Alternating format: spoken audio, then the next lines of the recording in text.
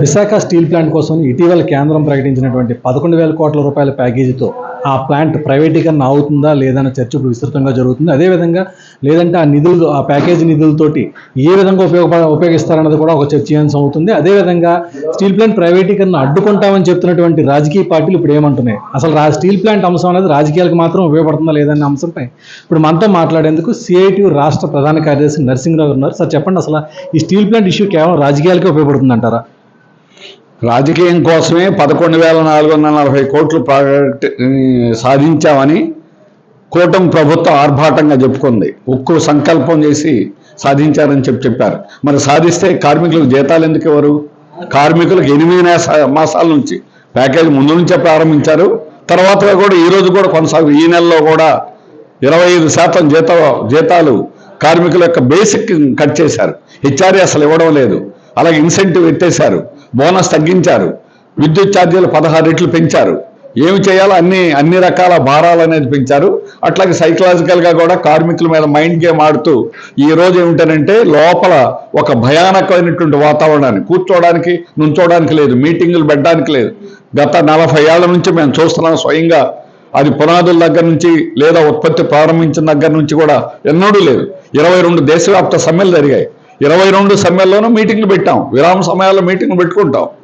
అది మా హక్కు, అది ట్రేడ్ యూనియన్ రైట్. ఏ స్టాండింగ్ ఆర్డర్ ప్రకారం అయినా కూడా పెట్టకూడదని లేదు.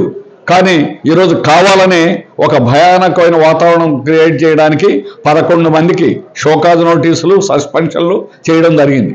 దీనిలో union general secretary CITU U Ramaswamy ఉన్నారు, AITC joint general secretary J Ramakrishna ఉన్నారు. ఆ రకంగా ఆఫీస్ బేరర్లు ఉన్నారు. యూనియన్ లీడర్స్ని బెదిరిస్తే మీటింగ్లు ఆగిపోతాయని చెప్పేసి అనుకుంటున్నారు. వారి తరం కాదు, ఖచ్చితంగా జరుగుతాయి. ఈ రోజు కూడా మళ్ళీ అదే బ్లాస్ట్ ఫర్నెస్ దగ్గర మీటింగ్ పెడుతున్నారు లీడర్లు అందరూ కూడా. వెళ్ళి ఖచ్చితంగా దాన్ని అడ్డుకుంటాం. ఈ రకంగా బలవంతంతో ఉద్యమాన్ని ఆపడం కాదు, పరిష్కారం చేయండి. మీరు చెప్పిన మాట నిలబెట్టుకోండి. ప్లాంట్ని అభివృద్ధి చేసి పూర్తి ఉత్పత్తి సామర్థ్యాన్ని సాధించండి. దానికి మేము సంపూర్ణంగా సహకరిస్తాం. అందుకనే గత 4 ఏళ్ల నుంచి కూడా స్ట్రాటజిక్ సేల్కి వ్యతిరేకంగా 100% ప్రైవేటీకరణ వ్యతిరేకంగా పోరాడుతున్నాం. కానీ ప్లాంట్ ఆపలా, ఉత్పత్తి ఆపలా. కానీ ఈరోజు ఆపుతాం. మే 20వ తేదీన మొత్తం స్టీల్ ప్లాంట్ను సమ్మింపజేస్తాం. పర్మనెంట్ ఎంప్లాయీస్ సమ్మె చేస్తున్నారు. కాంట్రాక్ట్ కార్మికులు నిరవధిక సమ్మెకి వెళ్ళడం జరుగుతుంది. కాంట్రాక్ట్ కార్మికులు 4,000 మందిని తొలగించారు. దాని పద్ధతి లేదు, ఏ పద్ధతి లేదు.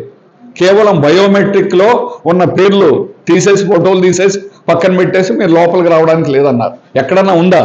ఒక భారీ పరిశ్రమలో, ప్రభుత్వ రంగ పరిశ్రమలో కార్మికులను తొలగించడం ఇష్టం వచ్చినట్టుగా చేయడానికి లేదు, ప్రొసీజర్ ఉంది ఏదైనా. కానీ అలా కాదు, బళ్ళారిలాగా ప్రైవేట్ కంపెనీ లాగా చౌకగా పనిచేయించుకోవడానికి ఉద్దేశించారు. అంతేకాకుండా ఆర్సెల్ఆర్ మిట్టల్కి అక్కడ సొంత గనులు అడుగుతున్నారు. కానీ మనకి 40 ఏళ్ల నుంచే ఉత్పత్తి జరుగుతున్నా మనకు మాత్రం సొంత గనులు అడగడం లేదు.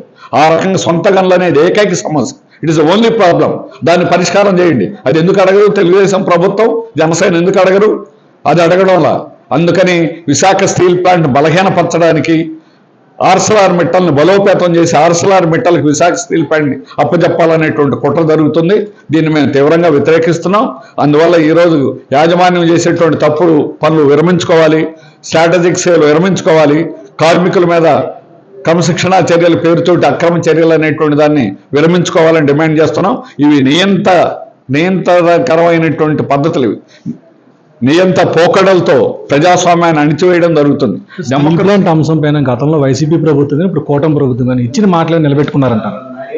నిలబెట్టుకోవాలా? ప్రైవేటీకరణ ఆపాలి. మేము ఆపుతామని చెప్పారా? ఆయన 5 ఏళ్ళు అయిపోయింది, ఆయన ఆపలేదు. అందుకోసమే తెలుగుదేశం జనసేనకి ఒక ఓడిపోయిన ఎమ్మెల్యేకి 95,000 ఓట్లు మెజార్టీ ఎందుకు ఇచ్చారు? It is only because of steel plant. Steel plant కోసం ఇచ్చారు, అంత మెజార్టీ ఇచ్చారు. కానీ ఈరోజు వచ్చిన తర్వాత నువ్వు చేసింది ఏమిటి? ఏమి చేయలా. అందువల్ల నువ్వు మోసం చేశావు.